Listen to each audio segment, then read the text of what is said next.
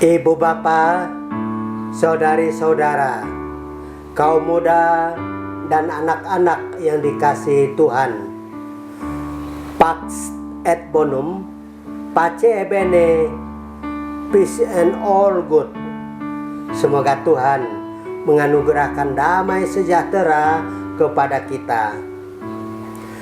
Bacaan pertama pada hari ini, hari Minggu ke-7 masa Paskah, memberitakan kepada kita bahwa setelah Yesus naik ke surga, para murid segera meninggalkan Bukit Zaitun lalu kembali ke Yerusalem. Setelah tiba di rumah penginapan, mereka naik ke ruang atas dan dengan sehati sejiwa mereka bertekun dalam doa.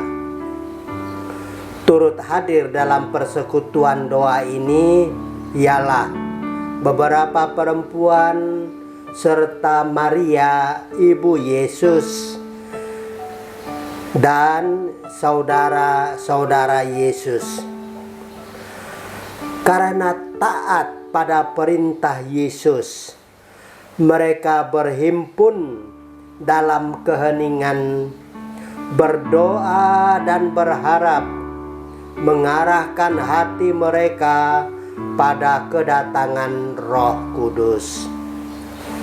Dalam bacaan kedua, Rasul Petrus mengungkapkan blessing in disguise, yaitu berkat yang tersembunyi dari satu peristiwa yang tidak diinginkan. Rasul Petrus menulis, "Bersukacitalah sesuai dengan bagian yang kamu dapat dalam penderitaan Kristus.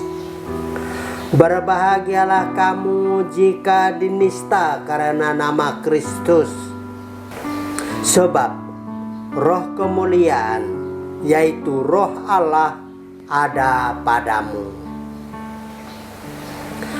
Saat dianiaya atau dicela karena iman, orang Kristen justru bersukacita, bukan karena menikmati rasa sakit secara fisik, melainkan karena sadar bahwa itulah saat yang tepat untuk mengambil bagian dalam penderitaan yang pernah dialami oleh Yesus. Perikop Injil yang dibacakan pada hari Minggu ini berisi doa Yesus sebelum penangkapan dan penyalibannya. Ada 3 hal yang termuat dalam doa ini. Pertama, kemuliaan Allah justru semakin bersinar melalui salib. Tertulis dalam ayat 1 sampai ayat 6. Yesus memandang penderitaannya bukan sebagai kekalahan, melainkan sebagai jalan menuju kemuliaan. Yesus dan Allah Bapa adalah satu, dan karya keselamatan yang Ia selesaikan di dunia memuliakan Bapanya. Maka dari sini kita mendapat satu pelajaran yang penting, yaitu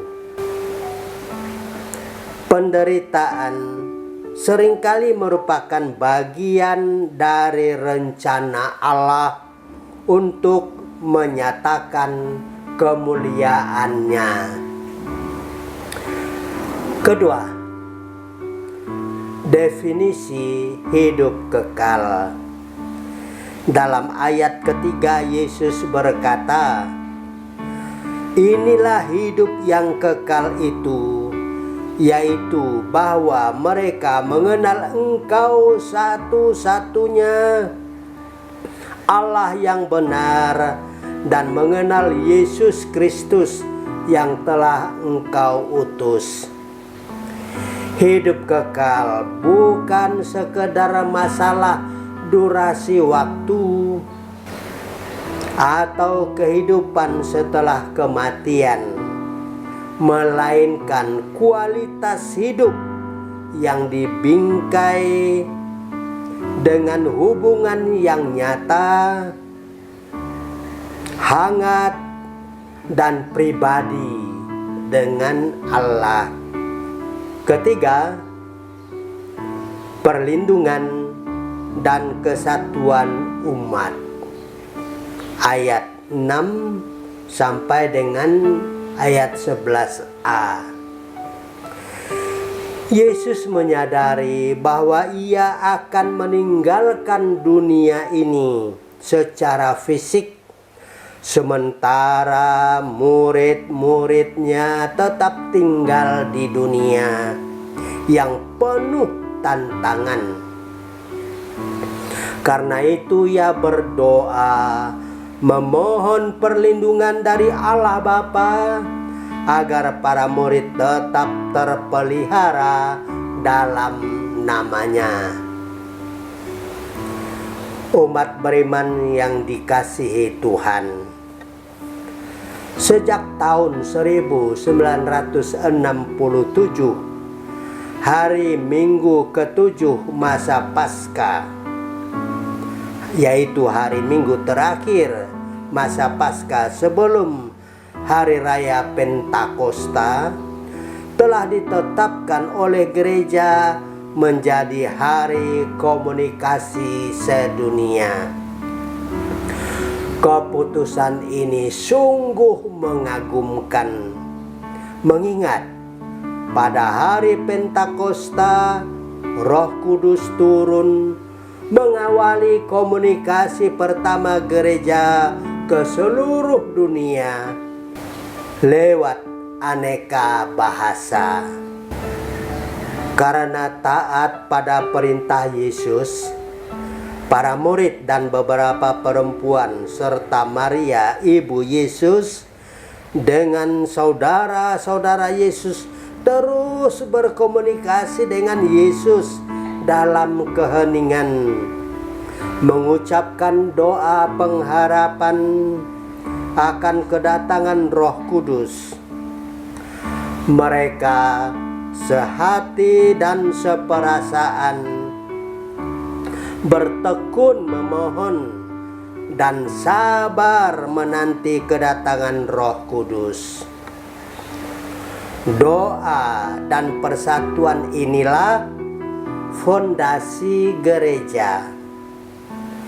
Berkumpul dalam satu hati dan bertekun dalam doa bersama menunjukkan bahwa doa bukan hanya aktivitas setiap pribadi belaka, melainkan kekuatan bersama dalam masa penantian.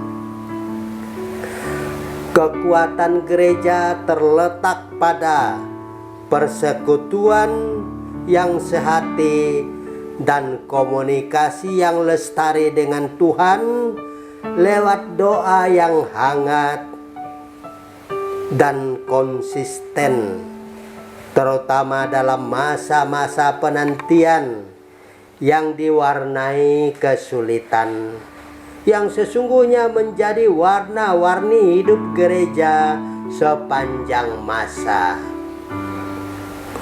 Umat Kristen kuat dan tetap bersemangat karena doa Yesus kepada Bapa Surgawi. Aku berdoa untuk mereka, bukan untuk dunia aku berdoa, tetapi untuk mereka yang telah Engkau berikan kepadaku, sebab mereka adalah milik-Mu. Yohanes bab 17 ayat 9.